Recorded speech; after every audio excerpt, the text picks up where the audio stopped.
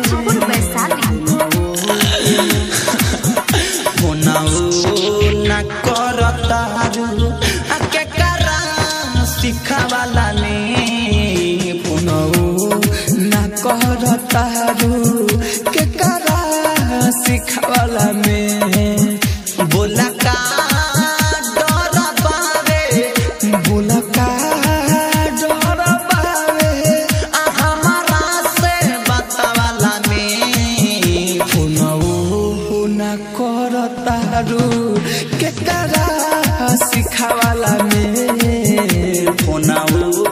ना करतारू के करा सिखावाला में। Mix by AG recording studio. के करा सिखावाला डीजे कंचन राज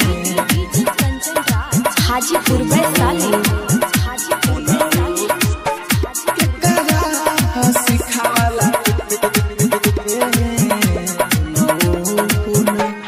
सोची के मनवा पागल भइल जाता हमारा हो काहे रुवावता रू बोला आंसुआ के धार हो आंसुआ के धार हो। बड़का गलती हमसे भइल बड़का गलती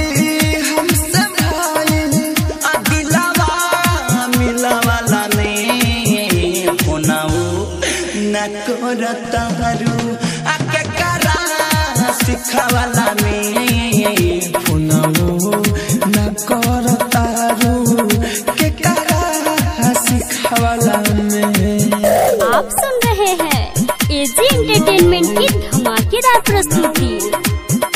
के करा सिखावाला डीजे कंचन राज हाजीपुर वैशाली।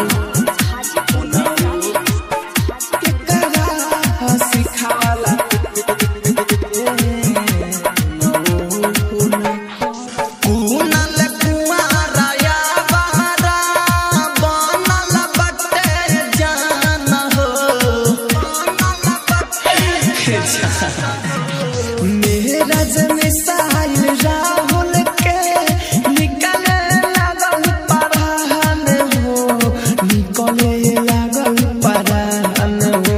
बोला का खुश रहबू बोला का खुश रहबू हमारा के रोवावाला में